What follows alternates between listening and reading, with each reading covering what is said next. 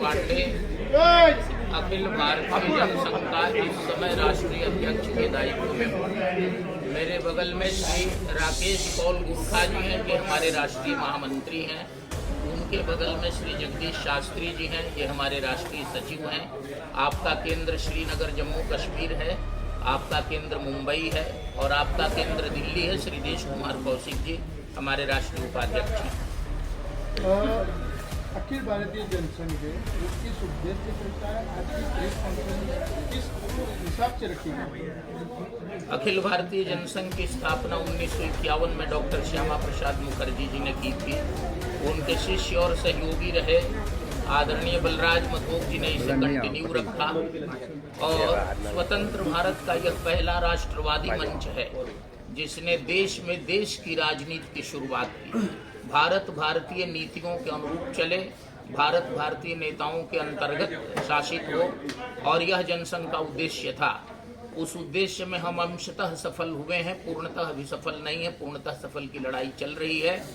कल डॉक्टर मुखर्जी का बलिदान दिवस है, उसके पहले आज राष्ट्रीय कार्य समिति की बैठक हो रही है और उस बैठक के पहले राष्ट्रीय अंतर्राष्ट्रीय मुद्दों पर जनसंघ का क्या चिंतन है, इस विषय में बातचीत करने के लिए, देश को अवगत कराने के लिए आपको बुलाया गया। हर चुनावों में भाग लेता है क्योंकि राजनीतिक दल के लिए विवशता है, अनिवार्य है चुनाव लड़ना। यदि चुनाव हम नहीं लड़ेंगे तो पॉलिटिकल पार्टी रहेंगे नहीं। हार जीत की परवाह किए बिना हम चुनाव सर लुक एट मी 1980 में जन्म हुआ, जनसंघ का क्या रोल था?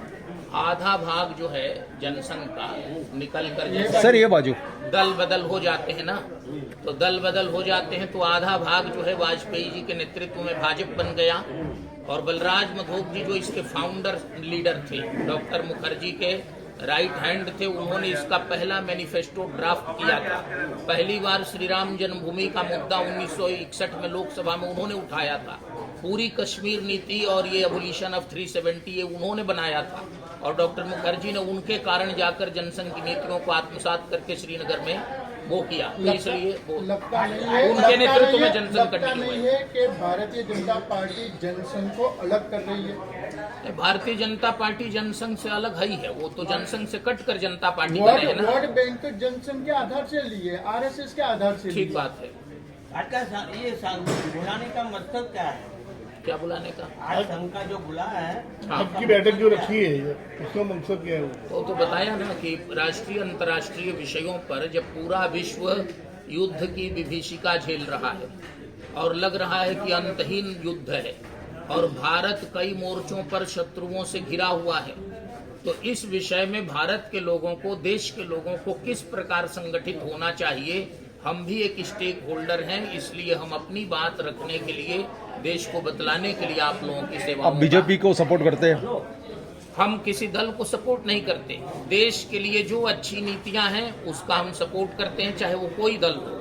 अभी जैसे सर्वदलीय प्रतिनिधिमंडल के सारे सांसदों ने विदेशों में जिस प्रकार भारत सरकार का पक्ष रखा, हम सबका समर्थन करते हैं।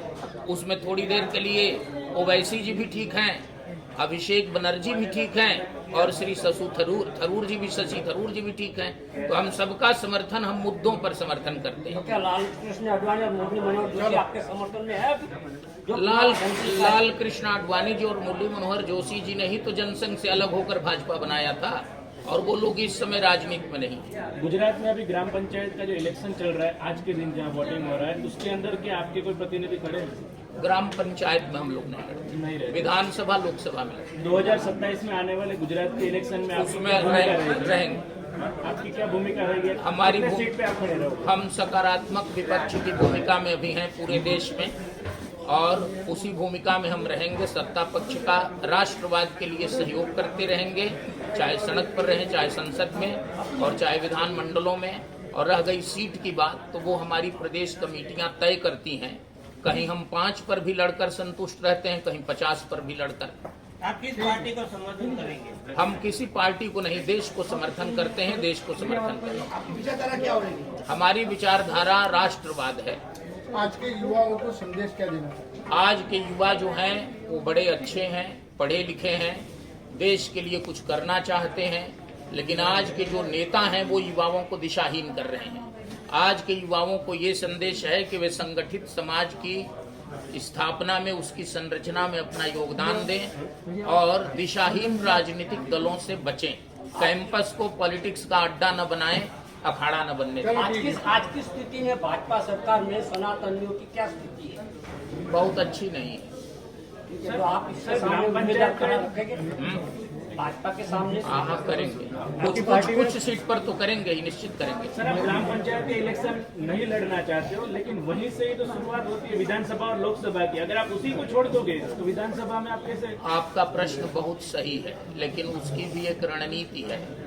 सबसे बड़ी समस्या है कि जो नीतियां बनती हैं ऊपर से बनती हैं, तो ऊपर चेक एंड बैलेंस रहना चाहिए। और ग्राम पंचायत जो है वो गांव के लोग, लोकल लोग अपने लेवल से, वहाँ पार्टी न रहे, वहाँ पर्सन रहे, अच्छे व्यक्ति चुने जाएं बिना किसी दल के अफिलिएशन के। हमारी ये मान्यता है।